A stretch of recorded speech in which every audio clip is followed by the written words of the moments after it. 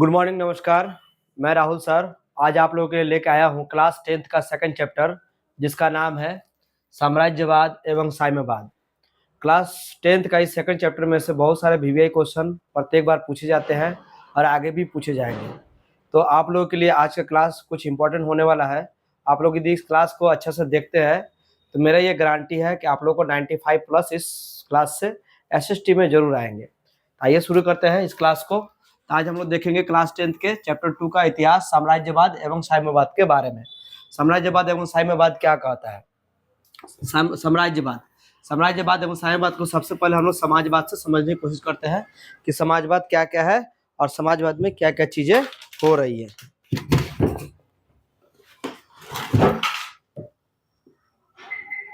चलिए, तो सबसे पहले लिखा है कि यहाँ पे समाजवाद समाजवाद एक ऐसी विचारधारा होती है जिसके तहत समाज के किसी वर्ग के साथ कोई भेदभाव नहीं किया जाता है। हमारे इस सोसाइटी में रहने वाले जितने भी सारे लोग हैं, चाहे वो ऊंचे जाति के हो, चाहे वो नीचे जाति के हो, चाहे वो धनी हो, गरीब हो, जमींदार हो, पूंजीवाद हो, कैसी भी हो, सब किसी के लिए व्यवहार एक समान रहना, सब किसी के लिए कानून एक समान रहना, हमारे समाज में सब किसी व्यक्ति के लिए एक बराबर मान सम्मान इत्यादि सारे चीजें होना ही क्या कहलाता है? समाजवाद कहलाता है। क्या कहलाता है? समाजवाद कहलाता है। यह राज्यों को अपनाना चाहता है, यह सभी वर्गों के समन्वय की बात करता है। समन्वय मतलब क्या?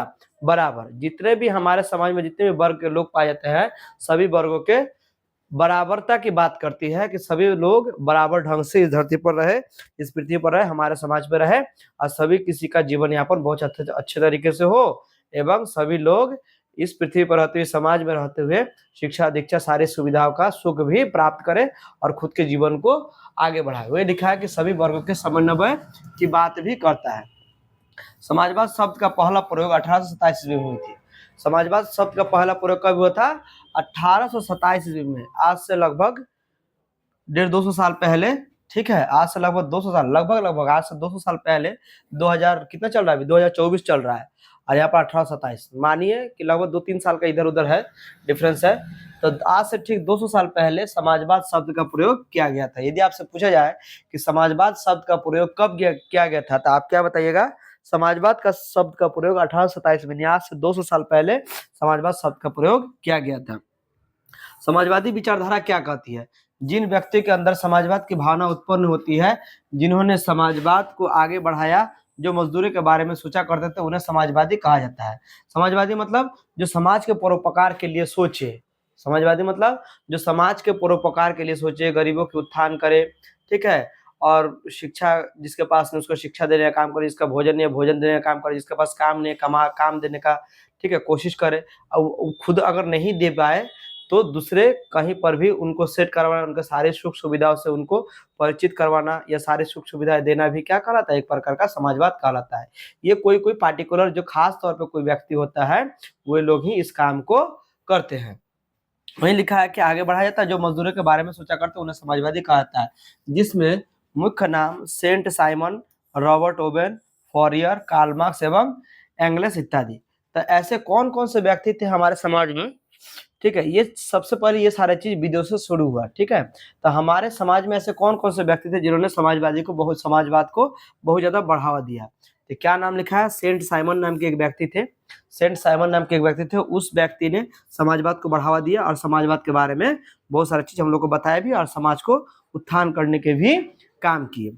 इसके बाद दिखा है कि रॉबर्ट ओवेन, ठीक है, रॉबर्ट ओवेन नाम के एक व्यक्ति थे, उन्होंने भी समाजवाद के लिए बहुत सारा चीज किया। फॉरियर भी समाज के लिए बहुत सारा चीज किए।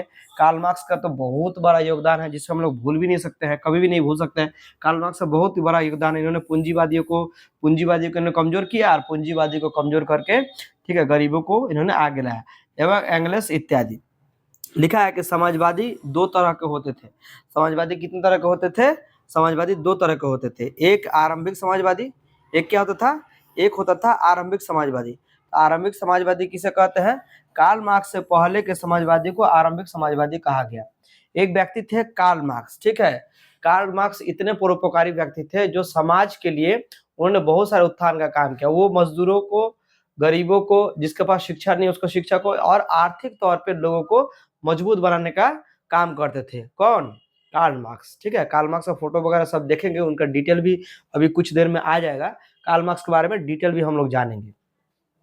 तो कार्ल मार्क्स जो थे उन्होंने क्या किया, कार्ल मार्क्स के पहले के जो समाजवाद थे, ठीक है, कार्ल मार्क्स के विचार के पहले जो हमारा समाज था उसे हम लोग क्या कहते हैं, उसे हम लोग कहते हैं आरंभिक समाजवादी। उसे हम लोग क्या कहते हैं, आरंभिक समाजवादी कहते हैं। लिखा है इसके बाद कि इन्हें ही स्वप्नदर्शी या यूटोपियन समाजवादी कहा गया। इन्हें क्या किया गया, स्वप्नदर्शी, इन्हें ही स्वप्नदर्शी यूटोपियन समाजवादी कहा गया। सबसे प्रथम यूटोपियन समाजवादी सेंट साइमन था। सबसे पहले यूटोपियन समाजवादी कौन था, सेंट साइमन था, जिनका यह कहना था कि प्रत्येक व्यक्ति को उनकी क्षमता के अनुसार काम मिले और काम के अनुसार उसका पारिश्रमिक भी मिलना चाहिए, और औद्योगिकरण के खिलाफ थे।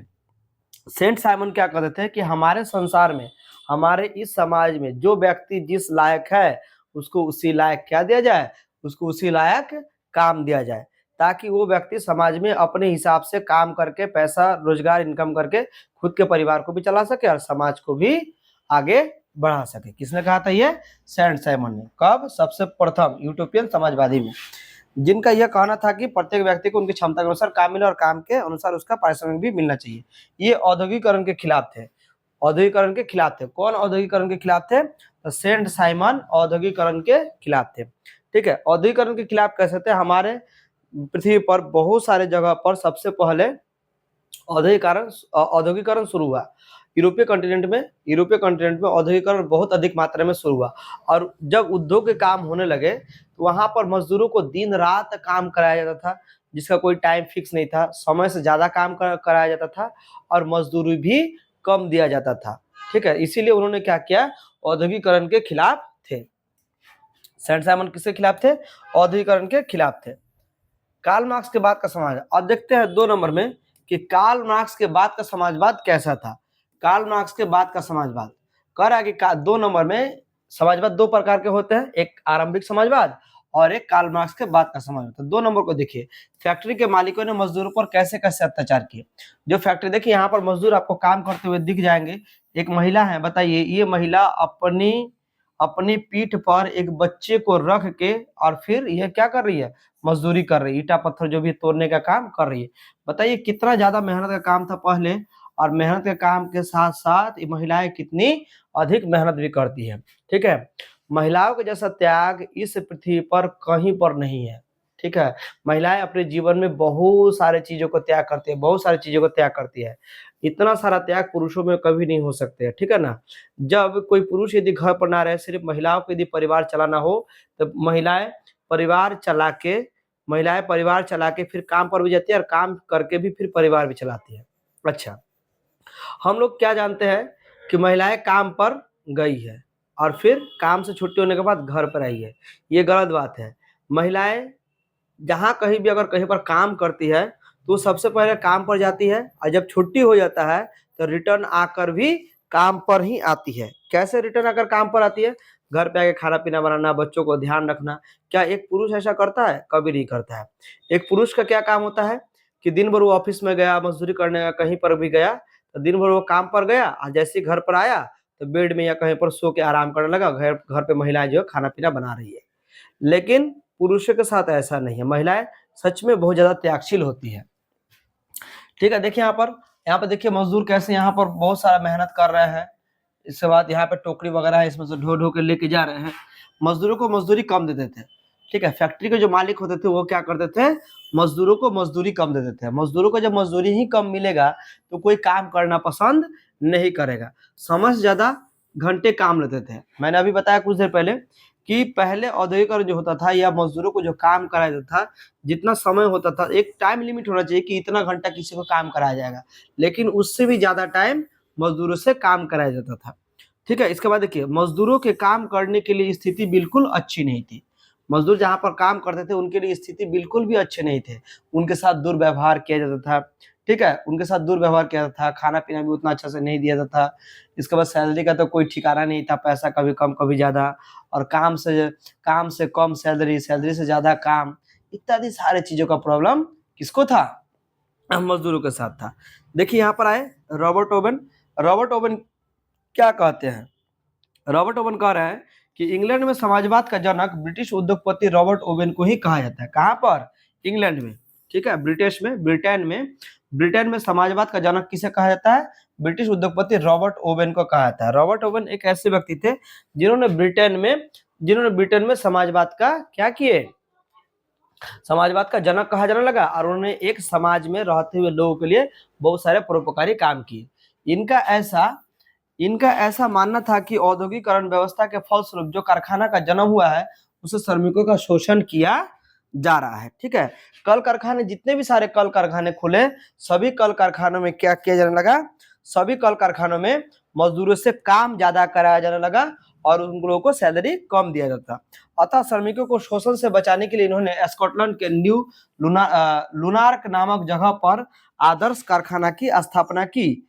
इन्होंने क्या किया, श्रमिकों को शोषण से बचाने के लिए कि श्रमिक काम तो करे लेकिन शोषण से बचे रहे। तो एक जगह है जिसका नाम है स्कॉटलैंड एक देश का नाम है। स्कॉटलैंड के न्यू लुनार्क नामक जगह पर उन्होंने क्या किया, कारखाना की स्थापना किया और वहां पर मजदूरों को रखा गया ताकि मजदूरों को शोषण कम किया जा सके और उन लोगों को जो भी काम करे उसके अनुसार उचित उन लोगों को मजदूरी भी दिया जाए। और इन्होंने क्या लिखा है, और इन्होंने मजदूरों के हित में सोचा और अच्छा काम किया। इन्होंने क्या, रॉबर्ट ओवेन ने क्या किया, मजदूरों के विषय में अच्छा भी सोचा और उनके लिए अच्छा काम भी किया। जैसे मजदूरों के मजदूरी को बढ़ा दिया, जो भी सारे मजदूर थे उनके मजदूरी को क्या कर दिया, उनके मजदूरी को बढ़ा दिया गया। अच्छा चीज है, मजदूरी जब बढ़ेगा तो अब इसलिए कि उन लोगों का काम में भी मन लगेगा, तो मजदूरों के मजदूरी को क्या कर दिएगा, बढ़ा दिएगा। काम के घंटे कम कर दिए, काम का समय कम कर दिया गया ताकि आराम करने के भी मौका मिला। अच्छा, हम लोग का शरीर कोई लोहा का थोड़ी ही बना है, हम लोग का शरीर कैसे, हम लोग का शरीर भी हड्डी मांस का बना हुआ है, इसलिए हमारे शरीर को क्या चाहिए, आराम भी चाहिए। उन्होंने क्या किया, मजदूर के बच्चों को पढ़ने का भी व्यवस्था किया ताकि मजदूर के बच्चे पढ़ लिख के शिक्षित बन सके, ताकि मजदूर के बच्चे भी पढ़ सके। रहने खाने इलाज की भी व्यवस्था किया। किसने, रॉबर्ट ओवेन ने। देखिए यहीं पर है रॉबर्ट ओवेन, और ये एक अच्छे समाजवाद के रूप में उभर कर सामने आए और उन्होंने क्या किया, मजदूरों के लिए बहुत सारा अच्छे इन्होंने काम किया। देखिए इसके बाद थोड़ा सा हम लोग आगे चलते हैं और हम लोग देखते हैं अब साम्यवाद के बारे में। ठीक है, हम लोग क्या पढ़ रहे हैं, साम्राज्यवाद एवं साम्यवाद के बारे में हम लोग पढ़ रहे हैं। तो साम्यवाद क्या कहता है, साम्यवाद कहता है कि साम्यवाद एक ऐसी विचारधारा है, साम्यवाद भी एक ऐसी विचारधारा होती है जो समाज में रहने वाले किसी वर्ग के साथ कोई भेदभाव नहीं करता। साम्यवाद भी ठीक समाजवाद की तरह ही है। ठीक है, तो साम्यवाद क्या कहता है कि हमारे समाज में रहने वाले जितने भी सारे वर्ग के लोग हैं, हमारे समाज में रहने वाले जितने भी सारे वर्ग के लोग हैं, उन लोगों के साथ भेदभाव नहीं किया जाएगा, और वो क्या कहलाएगा, साम्यवाद कहलाता है। साम्यवाद का देन कार्ल मार्क्स और फ्रेडरिक एंगल्स को कहा जाता है। साम्यवाद का देन किसे कहता है, साम्यवाद का देन किसे कहता है, कार्ल मार्क्स को, तो फ्रेडरिक एंगल्स को कहा जाता है। ठीक है, अगर आपसे पूछे कि साम्यवाद का देन कौन है, तो एक व्यक्ति थे जिनका नाम था कार्ल मार्क्स, ठीक है, और एक व्यक्ति थे जिनका नाम था फ्रेडरिक एंगल्स को कहा जाता है। यह मजदूरों के साथ हो रहे अत्याचार को मिटाना चाहता है, और इनका कहना था कि अधिकार और कर्तव्य में सामंजस्य स्थापित होना चाहिए, न्याय से कोई वंचित नहीं होगा और मानवता एकमात्र जाति होगी। देखिए कितना अच्छा विचार था कार्ल मार्क्स का और फ्रेडरिक एंगल्स का। इन लोगों का कहना था कि समाज में रहने वाले जितने भी सारे लोग होंगे उन लोगों का समान अधिकार होगा, समाज से किसी को वंचित नहीं किया जाएगा, समाज से किसी को वंचित नहीं किया जाएगा, और सब किसी के साथ समान व्यवहार किया जाएगा, और मानवता ही एक जाति होगी।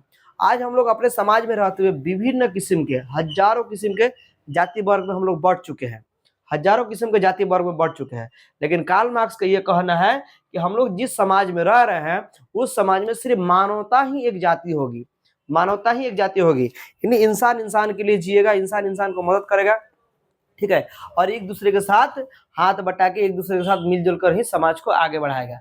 ये किसका कहना था, कार्ल मार्क्स का ये कहना था। देखिए यहाँ पर कार्ल मार्क्स का फोटो दिया हुआ है, यही क्या थे, यही साहब क्या थे, कार्ल मार्क्स थे। कार्ल मार्क्स देखिए क्या लिखा है कि दुनिया भर के मजदूरों को एकजुट हो जा, दुनिया भर के मजदूरों को नहीं क्या कहा कि एकजुट हो जा, तुम्हारे पास खोने को कुछ भी नहीं है सिवाय अपने जंजीरों के। मजदूर क्या है, मजदूर बिना जंजीर के जंजीरों से बंधे हुए रहते हैं, मजदूर बिना जंजीर हाथ में लगाए हुए भी जंजीरों से बंधे हुए थे। कैसे, आपको कैसे सर, बिना जंजीर के जंजीरों से कैसे बंधे होते हैं।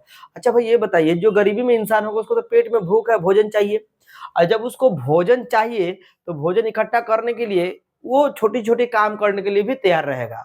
ठीक है, तो जब छोटी छोटी काम करने की तैयारी रहेंगे वो लोग, जब तैयार रहेंगे तो औद्योगिकरण, कल कारखाने को जो मालिक होगा उन गरीब लोगों का फायदा उठा, गरीबी का फायदा उठा के उन लोगों से अधिक काम कराया जाता है और सैलरी भी कम दिया जाता है। जिस कारण कार्ल मार्क्स इसका विरोध किया और बोले कि सभी मजदूर एकजुट हो जाओ, तुम्हारे पास खोने के लिए कुछ भी नहीं है सिवाय जंजीरों के, खुल के सामने आओ, विरोध करो, ठीक है, काम के समय को घटाओ, पैसा बढ़ाओ, ये सारे चीजें कार्ल मार्क्स का विचार था। आइए देखते हैं थोड़ा सा आगे और आगे क्या कह रहा है कार्ल मार्क्स। देखिए हम लोग जानते हैं कि कार्ल मार्क्स के बारे में कि कार्ल मार्क्स का जन्म कब हुआ, विस्तार से इसको देख लेते हैं। लिखा है यहाँ पर कार्ल मार्क्स, ठीक है, यही साहब जो है इन्हीं का नाम क्या है, यही हमारे कार्ल मार्क्स साहब है। यही क्या है, यही हमारे कार्ल मार्क्स साहब है, ठीक है, यही हमारे क्या है, कार्ल मार्क्स साहब है। और इनके विचारों से पूरा दुनिया, इनका विचारों से पूरा दुनिया खुश हुआ और पूरा दुनिया के लोग चाहते थे कि कार्ल मार्क्स के विचारों पर चल के ही एक नया समाजवाद और एक साम्यवाद बनाया जाए। उन्होंने समाज को बहुत अच्छा भी कर दिया। कार्ल मार्क्स का जन्म कब हुआ था, 5 मई 1800 में जर्मनी के राइन प्रांत में, ठीक है, ये जर्मनी एक देश है और जर्मनी के एक प्रांत है जिसका नाम है राइन प्रांत। तो जर्मनी के राइन प्रांत में, जर्मनी के राइन प्रांत में किसका जन्म हुआ, कार्ल मार्क्स का जन्म हुआ। पिता का नाम क्या था, हेनरिक मार्क्स, और पेशे से उनके पापा क्या थे, वकील थे। अगर आपसे पूछे कि कार्ल मार्क्स के पिता का नाम क्या था, तो कार्ल मार्क्स के पिता का नाम हेनरिक मार्क्स था और वो क्या थे, पेशे से एक वकील थे। धर्म कौन से धर्म के थे, यहूदी धर्म के थे, बाद में ईसाई धर्म को अपनाया। शिक्षा, उनका शिक्षा दीक्षा कहाँ हुआ, बोन और बर्लिन विश्वविद्यालय में, ठीक है। यह मॉन्टेस्क्यू और हीगल के विचारों से प्रभावित था। कार्ल मार्क्स के दो और भी विचारक थे जो उनके सीनियर थे, मॉन्टेस्क्यू और हीगल के विचारों से। जब कार्ल मार्क्स से मॉन्टेस्क्यू और हीगल के बारे में बढ़िया से हर चीज को जाने तो उनको मॉन्टेस्क्यू का और हीगल का विचार बहुत अच्छा लगा और उनके विचारों पर चलते हुए कार्ल मार्क्स ने क्या किया, पूरे समाज को बदलने की कोशिश भी किया। 1843 में बचपन की दोस्त जेनी से विवाह किया। देखिए कार्ल मार्क्स जो थे वो क्या किए, 1855 में उनकी जो बचपन की दोस्त थे वो जेनी से क्या कर लिया, विवाह कर लिया। बहुत खुशी की बात है कि उनका प्यार मिल भी गया, लेकिन हमारे अगल बगल में देखिएगा तो ऐसा बहुत बार हो जाता है कि बचपन में जो दोस्त एक दूसरे को, मतलब कोई भी लड़का लड़की एक दूसरे को जो प्यार करता हो, कुछ भी करता हो, समाज में वो लोग जब रहते हैं, ठीक है, तो समाज उन लोग का विरोध करता है, मम्मी पापा विरोध करता है, ठीक है, लेकिन लड़का लड़की को भी चाहिए कि एक दूसरे को बराबरी देखकर ही मामला आगे बढ़ाए ताकि आगे चल के प्रॉब्लम ना हो। ये लोग तो विदेशी थे तो उनके बचपन के दोस्त जेनी से उनका विवाह हो गया, लेकिन हमारे समाज में, हमारे भारत के समाज में, पार्टिकुलरली बिहार के समाज में कभी ऐसा नहीं होता है। हम लोग को दोस्त तो बना लेते हैं, प्यार तो कर लीजिएगा, लेकिन कभी वो पूरा नहीं होता है। खैर ठीक है, छोड़िए, अभी आप लोग बचपन में है, पढ़ाई लिखाई में ध्यान दीजिए, बिना मतलब टाइम वेस्ट करने से कोई फायदा नहीं है। एक कहावत भी है कि कभी भी कभी भी क्या लड़की, बॉस और ट्रेन, इन सारी चीजों के पीछे नहीं भागना चाहिए, जिससे कि आपका जीवन ही बर्बाद होगा। 1833 में बचपन की दोस्त जेनी से कार्ल मार्क्स ने शादी कर लिया। 1844 ईस्वी में इन्होंने घर छोड़ दिया और पेरिस में फ्रेडरिक एंगल्स से मुलाकात हुई। कहाँ चले गए, फ्रांस चले गए। कार्ल मार्क्स कहाँ चले गए, फ्रांस चले गए, और उनका मुलाकात वहां पर कहाँ पर हुआ, फ्रेडरिक एंगल्स से उनका मुलाकात हुआ। ऐसा कई बार माना जाता है कि कार्ल मार्क्स को जर्मन से भगा दिया गया। क्यों भगा देगा, क्योंकि वो समाज के लिए अच्छा काम कर रहे थे और वहां पर औद्योगिकरण पर बहुत ज्यादा प्रभाव इसका पड़ रहा था, जिस कारण वहां के लोग गुस्सा होकर कार्ल मार्क्स को वहां से भगा दिए। जब वहां से भगाया तो कार्ल मार्क्स कहाँ चले गए, फ्रांस चले गए, और फ्रांस के पेरिस शहर में जाकर वो बस गए, ठीक है। वही फ्रांस का पेरिस आज अभी वर्तमान में क्या है, वहां का राजधानी है। और वहां पर किसके साथ मुलाकात हुआ, फ्रेडरिक एंगल्स के साथ। किसके साथ मुलाकात हुआ, फ्रेडरिक एंगल्स के साथ उनका मुलाकात हुआ। देखिए नेक्स्ट, 1848 में इन्होंने अपने साम्यवादी घोषणा पत्र कम्युनिस्ट मैनिफेस्टो निकाला। क्या, एक उन्होंने घोषणा पत्र बनाया और उस घोषणा पत्र में उन्होंने क्या किया, कम्युनिस्ट मैनिफेस्टो उन्होंने निकाला। इन्होंने आधुनिक समाजवाद का जनक कहा जाता है। कार्ल मार्क्स को क्या कहा जाता है, आधुनिक समाजवाद का भी जनक कहा जाता है। और उन्होंने समाजवाद के लिए बहुत सारा उन्होंने काम भी किया, इसीलिए समाजवाद के लिए काम करने के चलते ये फेमस भी हो गए। 1867 में इन्होंने एक किताब लिखा, दास कैपिटल। याद रखिएगा ये VBI है, ठीक है, ये क्या है, एक्चुअली तो VBI सब चीज ही है, लेकिन ये VBI ऑब्जेक्टिव में पूछा जाता है कि दास कैपिटल नामक किताब किसके द्वारा लिखा गया था। तो आप क्या जवाब दीजिएगा कि दास कैपिटल नामक जो किताब है वो कार्ल मार्क्स द्वारा लिखा गया था, जिसे समाजवादियों का बाइबिल कहा जाता है। जिसे क्या कहा जाता है? समाजवादियों का बाइबिल कहा जाता है। 1883 में 65 वर्ष की आयु में कार्ल मार्क्स का निधन हो गया। ये बहुत एक दुख की खबर है, ये बहुत दुख की चीज है कि उनका जो अंतिम जो समय था वो बहुत ही कम समय का था। मात्र 65 वर्ष की आयु में वो कहाँ चले गए? हमारे दुनिया को छोड़कर वो चले गए, जबकि ऐसा नहीं होना चाहिए था। कार्ल मार्क्स जैसे देखिए, कभी भी बुद्धिजीवी इंसान को बहुत अधिक दिन तक जीवित रहना चाहिए। क्यों अधिक दिन तक जीवित रहना चाहिए? बुद्धिजीवी इंसान यदि इस दुनिया से पहले ही निकल जाएंगे, पहले ही अगर उनका देहांत हो जाएगा, तो ये समाज पीछे रह जाएगा, क्योंकि समाज अधिकतर बुद्धिमान लोगों से ही चलते हैं। इसलिए समाज में बुद्धिमान लोगों का ज्यादा दिन तक जिंदा रहना ही परोपकारी होता है हमारे समाज के लिए। तो कार्ल मार्क्स का निधन हो गया। कार्ल मार्क्स जब यहाँ से निधन हुआ तो बहुत सारा चीज बदल भी गया। देखिए कार्ल मार्क्स के क्या क्या सिद्धांत थे, इसके बारे में भी जान लेते हैं कि कार्ल मार्क्स के क्या क्या सिद्धांत थे। कार्ल मार्क्स के सिद्धांत लिखा कि द्वंद्वात्मक भौतिकवाद का सिद्धांत थे। क्या थे वो? द्वंद्वात्मक भौतिकवाद का सिद्धांत थे, वर्ग संघर्ष का सिद्धांत थे, इतिहास की भौतिकवादी व्याख्या थी, मूल्य एवं अतिरिक्त मूल्य का सिद्धांत था, राज्य विहीन वर्गहीन समाज की उन्होंने क्या क्या स्थापना किया। तो अगर कभी आपसे पूछे कि कार्ल मार्क्स के कितने सिद्धांत थे, तो कार्ल मार्क्स के 5 सिद्धांत थे। कौन कौन से? द्वंद्वात्मक भौतिकवाद का सिद्धांत, वर्ग संघर्ष का सिद्धांत, इतिहास की भौतिकवादी व्याख्या, मूल्य एवं अतिरिक्त मूल्य का सिद्धांत और राज्य विहीन एवं वर्ग विहीन समाज की स्थापना का ये सारे सिद्धांत किसने दिया था? कार्ल मार्क्स ने दिया था। इतिहास, कार्ल मार्क्स ने इतिहास को 5 भागों में बांटा। कार्ल मार्क्स ने इतिहास को कितने भागों में बांटा? 5 भागों में। सबसे पहले आदिम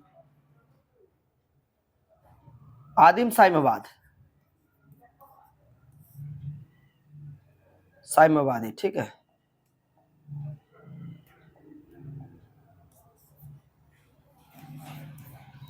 चलिए, सबसे पहले उन्होंने क्या किया? सबसे पहले उन्होंने आदिम साम्यवादी युग था।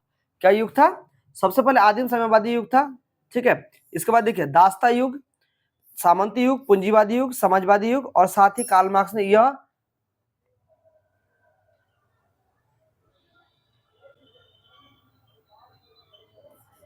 शायद यहाँ पे बोला होगा, थोड़ा सा ये मिटक गया है, ध्यान रखिएगा इसको। तो क्या लिखा है कि सबसे पहले आदिम साम्यवादी युग था। आदिम साम्यवादी मतलब हमारे समाज के जितने भी सारे लोग थे, वो लोग अच्छे खासे पढ़े लिखे नहीं थे, वो लोग बहुत पिछड़े थे, जिसको आदिम कहा गया। दासता युग था, यानी लोग दास की तरह रहते थे। सामंती युग था, सामंती युग मतलब बड़े लोगों का बहुत ज्यादा बोलबाला था।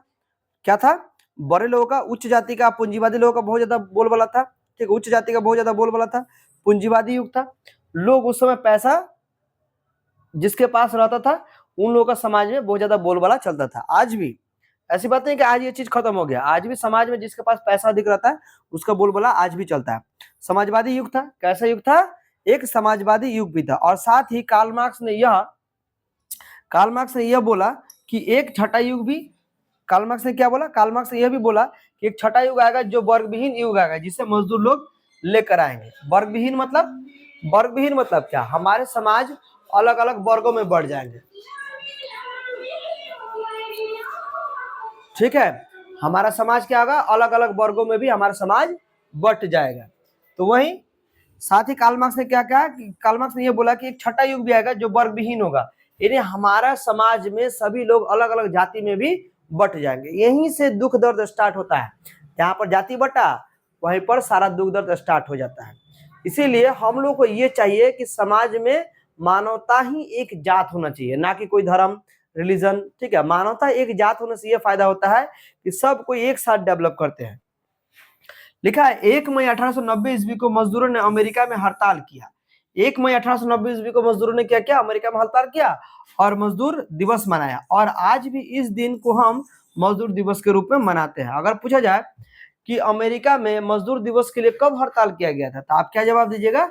1 मई 1890 ईस्वी को मजदूर ने क्या अमेरिका में हड़ताल किया, और उसी दिन से, इसी तारीख से हम लोग प्रत्येक साल क्या मनाते हैं? मजदूर दिवस भी मनाते हैं।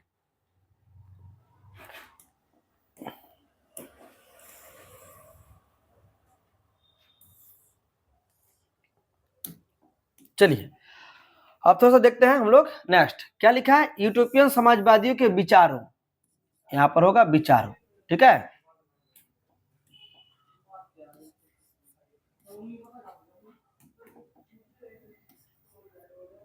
चलिए क्या लिखा है, यूटोपियन समाजवादियों के विचारों के बारे में, विचारों को प्रकट करें कि यूटोपियन जो समाजवादी थे उनका विचार क्या था। कह रहा है कि ऐतिहासिक दृष्टिकोण से आधुनिक, ठीक है, ऐतिहासिक दृष्टिकोण से आधुनिक समाजवाद को दो वर्गों में बांटा गया है। ऐतिहासिक दृष्टिकोण से आधुनिक जो समाजवाद है,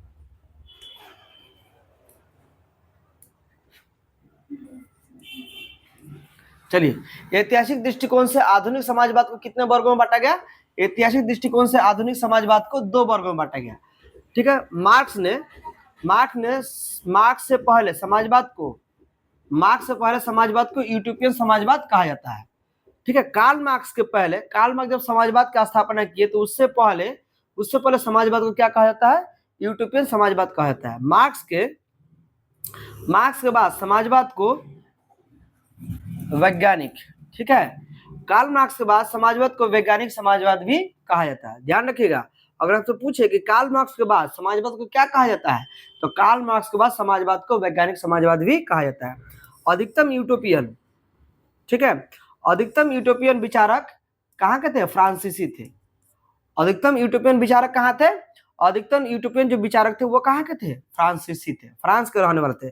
पूछेगा कि यूटोपियन विचारक कहाँ के थे, यूटोपियन विचारक कहाँ के थे, फ्रांसीसी थे। कहाँ के थे, यूटोपियन विचारक फ्रांसीसी थे।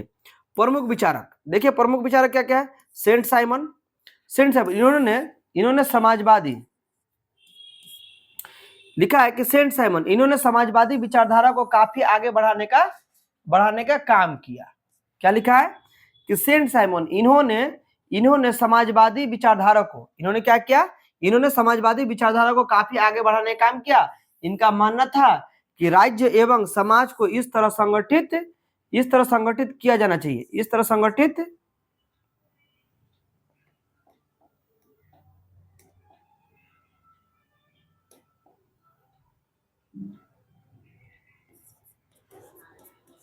चलिए बनाना चाहिए। क्या लिखा है कि इनका मानना था कि राज्य एवं समाज को इस तरह संगठित बनाना चाहिए ताकि लोग एक दूसरे का शोषण ना कर सके। हमारा समाज एक ऐसा समाज बनना चाहिए, हमारे राज्य में हमारे शासन व्यवस्था ऐसी होनी चाहिए कि छोटे वर्ग के लोगों को, छोटे कास्ट के लोगों को, जिनके पास कम पैसे, कम पूंजी वाले हैं, उन लोगों को कोई भी परेशानी ना हो। ये किसके द्वारा कहा गया, ये कहा गया था हमारे कार्ल मार्क्स साहब और सेंट साइमन के द्वारा ये कहा गया था कि हमारे समाज में, हमारे राज्य में, हमारे प्रांत में एक ऐसी शासन व्यवस्था होनी चाहिए कि जिस शासन व्यवस्था के अंदर हमारे समाज में रहने वाले लोगों का बराबर अधिक हो, और ताकि एक ऐसा संगठित बनाना चाहिए, इस तरह का संगठित बनाना चाहिए ताकि लोग एक दूसरे का क्या ना कर सके, शोषण ना कर सके। हमारे समाज में तो ये होता है ना कि शोषण अधिक मात्रा में होता है। इसके बाद देखिए चार्ल्स फॉरियर नाम के व्यक्ति क्या करता है कि अगर कोई व्यक्ति, लिखा है कि अगर कोई व्यक्ति किसी गांव, कस्बा, नगर में रहता है तो उसे भी कोई काम करना चाहिए। अगर कोई व्यक्ति ऐसा जो गांव में रहता हो, कोई व्यक्ति ऐसा जो कस्बा में रहता है, कोई व्यक्ति ऐसा जो नगर में रहता है, उसे भी क्या करना चाहिए, काम करना चाहिए। अच्छा, एक व्यक्ति थे जिनका नाम था लुई वाला क्या कहते हैं कि इनका कथन था कि आर्थिक सुधार से पहले राजनीतिक सुधार क्या है, आवश्यक है। आर्थिक सुधार से पहले राजनीतिक सुधार, ये बात सही है कि आर्थिक सुधार से पहले राजनीतिक सुधार आवश्यक है। हमारे देश में या किसी प्रांत में यदि नेता ही अच्छे नहीं हो तो वहां का काम ढंग से नहीं चल सकता है, क्योंकि नेता किसी भी देश को आगे बढ़ाने के लिए सबसे मतलब जो ऊंचे पद पर रहते हैं, नेता मतलब क्या, जो मंत्री लोग होते हैं, प्रधानमंत्री, राष्ट्रपति, जो ऑफिसर लोग होते हैं, ठीक है, जो एडमिनिस्ट्रेशन का संभालते हैं, प्रशासन संभालते हैं, उन लोगों का काम रहता है समाज को एक अच्छी दिशा में आगे लेकर चलना। इसीलिए लुई वाला साहब कहते हैं कि आर्थिक सुधार से पहले राजनीतिक सुधार अधिक आवश्यक है। जब तक राजनीतिक सुधार नहीं होगा तब तक आर्थिक सुधार हो ही नहीं सकता है, क्योंकि अच्छे नेता रहेंगे तभी जाकर अच्छे काम भी हो सकते हैं। ठीक है, तो देखिए यहाँ पर आज हम लोग पेज नंबर 5 तक यहाँ पर कर लिए हैं, और इसके बाद यहाँ पर नेक्स्ट चैप्टर स्टार्ट हो रहा है जिसका नाम है मार्क्सवाद के आदर्श को लिखे। तो आज फर्स्ट क्लास वहीं तक रहने देते हैं, इसके बाद नेक्स्ट क्लास में हम लोग यहां से पढ़ेंगे। नेक्स्ट क्लास में हम लोग नेक्स्ट क्लास में हम लोग यहाँ से पढ़ेंगे और आगे की चीज़ों को हम लोग देखेंगे। तो मेरा क्लास अगर अच्छा लगा हो तो आप अपने दोस्तों के बीच में शेयर कीजिए और मेरे कोचिंग में आइए पढ़ने के लिए। 10th क्लास का पढ़ाई बहुत अच्छे से हो रहा है। Thank you so much. और हाँ, एक बात और भी कि मेरे कोचिंग में यदि पढ़ने आइएगा तो आप लोगों को बहुत ही कम पैसों में पढ़ाया जाएगा। मैं ये चाहता हूँ कि जितने भी गरीब से गरीब बच्चे हैं बिहार बोर्ड में पढ़ने वाले, ठीक है, जितने भी गरीब से जो पैसों के लिए पढ़ाई रुका हुआ है, वो बच्चे हमसे संपर्क करें। मैं उन लोगों की पढ़ाई की जिम्मेदारी लूंगा और आप लोगों को एकदम मिनिमम फीस में मैं पढ़ाऊंगा। ठीक है, एकदम कम से कम फीस में पढ़ाऊंगा और अच्छे नंबर के भी मैं गारंटी लेता हूं। आप लोग आइए राहुल सर को ज्वाइन कीजिए। Thank you so much.